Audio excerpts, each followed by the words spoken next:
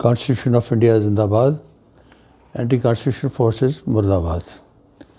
आज 6 दिसंबर शुक्रवार की दोपहर मैं दीप सिंह, फाउंडर मेंबर आम आदमी पार्टी जम्मू से आप सब साथियों का ओंकार जम्मू कश्मीर यूट्यूब चैनल पर स्वागत करता हूं।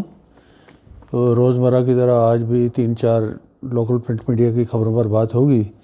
तो आज की एक पहली खबर लगाई गई है कि friction between J&K lieutenant governor and CM Omar Abdullah growing. तो ये एज एक्सपेक्टेड ये पहले से ही लग रहा था। हमारे लेफ्टिनेंट गवर्नर साहब को 5-6 साल से ज़्यादा टाइम होने लगा है। वो उन्होंने भी अपनी सरबराही दिखाई, दबा के जो दिखा सकते थे, जितना विजन था उनका या जितना उनके बासिस की हदायत थी उसके मुताबिक उन्होंने वो बीजेपी वाला एजेंडा यहाँ चलाने की पूरी कोशिश करी, फ्रीली, इंडिपेंडेंटली। तो जब इलेक्टेड गवर्नमेंट शेप लेती है, फॉर्म में आती है, इलेक्टेड गवर्नमेंट के अपने तकाज़े होते हैं, तो उसके पब्लिक के साथ डायरेक्ट रिलेशन होते हैं ग्राउंड लेवल पे। तो उसको अपने तरीके से काम जो है बाउंड्री से आगे जाकर भी खेलना पड़ता है। तो यहाँ अगर लेफ्टिनेंट गवर्नर साहब अपने बीजेपी के एजेंडे से बाहर निकल के सोचें तो ये एक इलेक्टेड गवर्नमेंट का सब्जेक्ट है, ये उसी को करना है। इसमें अगर उनको तकलीफ़ होती है तो फिक्शन का उभर के आना कुदरती बात है। दिल्ली में भी यही कुछ हो रहा है, यहाँ भी ये वही चीज़ें दोहराएंगे। इनको जो सत्ता का मोह जो है वो छोड़ने के लिए ही तैयार नहीं है। तो इस तरह से ये एक स्टेट की भी, एक यूनियन टेरिटरी के भी लोगों के लिए भी तकलीफ़देह है और कंट्री के फेवर में भी ये बात बिल्कुल ठीक नहीं की जा सकती, ऐसा हमारा मानना है। इसी तरह दूसरी खबर ले, Omar was to take up restoring statehood to J&K with PM HM soon. तो ये भी बात उससे रिलेटेड है।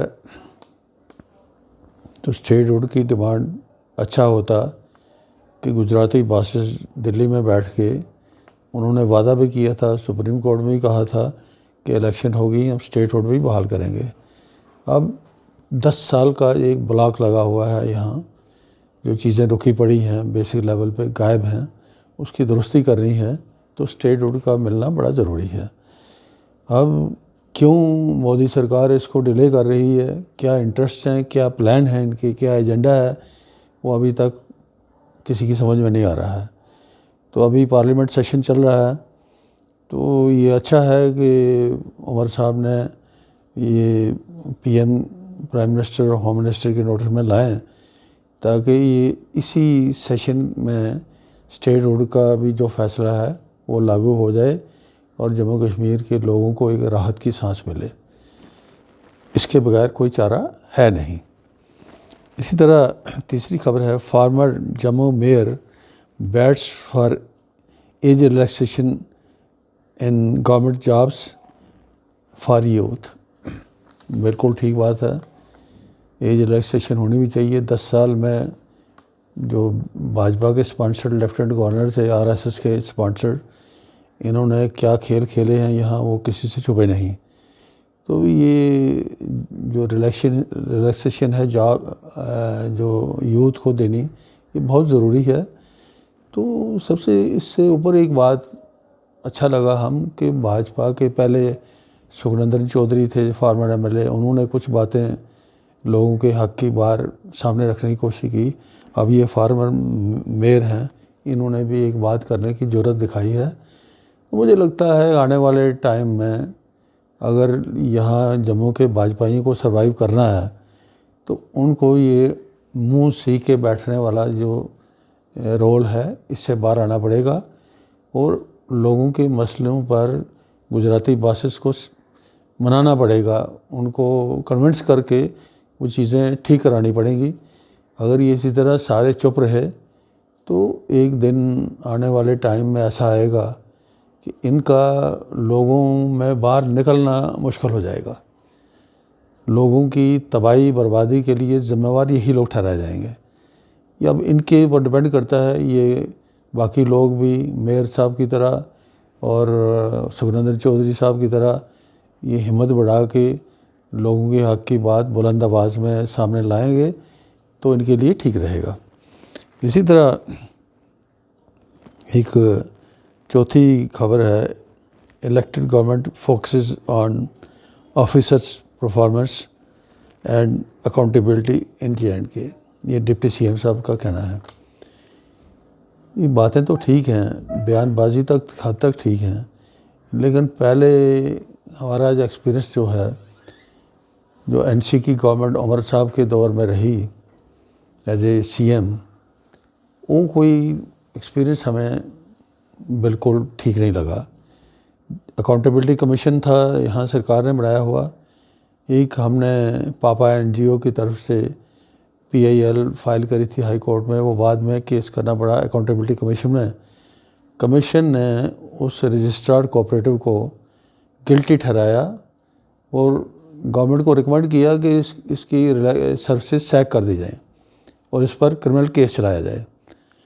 हुआ क्या कि उमर अब्दुल्ला साहब की गवर्नमेंट ने उस करप्ट ऑफिसर मिस्टर GN कस्बा थे जो कल्प्रिट थे, उनको यहाँ से बजाय सज़ा देने के बजाय क्रिमिनल केस दायर करने के, उनको कश्मीर में एक श्रीनगर म्यूनसिपल कॉरपोरेशन का कमिश्नर लगाया।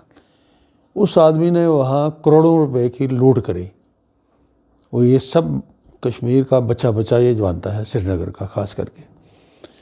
तो अकाउंटेबिलिटी कमीशन के फ़ैसले को इन्होंने किस तरीके से दरगुजर किया, इग्नोर किया, ये ज़िंदा मिसाल है।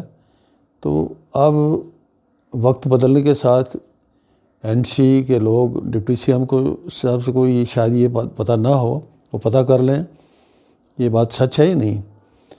तो पहले की गलतियां अगर दोहरानी हैं तो बयानबाजी से लोगों के दिल बहलाने हैं तो ये सिलसिला चलेगा नहीं। अब एक्शन का वक्त है, एक्शन करके दिखाना पड़ेगा। इसी तरह पिछली उमर साहब की गवर्नमेंट में एक इंडियन मेडिसिन सिस्टम में एक बिग बॉस बनाया हुआ था कश्मीर का, कोई डॉक्टर था, उसने पूरी एडमिनिस्ट्रेशन, पूरा असम्बली, MLA, मिनिस्टर सारे गांठ के रखे हुए थे। वो आदमी दबा के करप्शन करता रहा, राज करता रहा। बाद में बड़ी मुश्किल से कोई इंक्वायरी कमीशन बना, उसमें उसको गिल्टी ठहराया गया तो उसको वहाँ से हटाया गया। ये पास्ट का रिकॉर्ड है। अगर NC ने यही चीज़ें अभी स्टेटहुड मिलने के बाद भी दोहरानी हैं तो वो भी सामने आ जाएगा। अगर सुधार करने की नीयत होगी वो करके दिखानी पड़ेगी, ऐसा हमारा मानना है। आज के लिए इतना ही, बहुत बहुत शुक्रिया।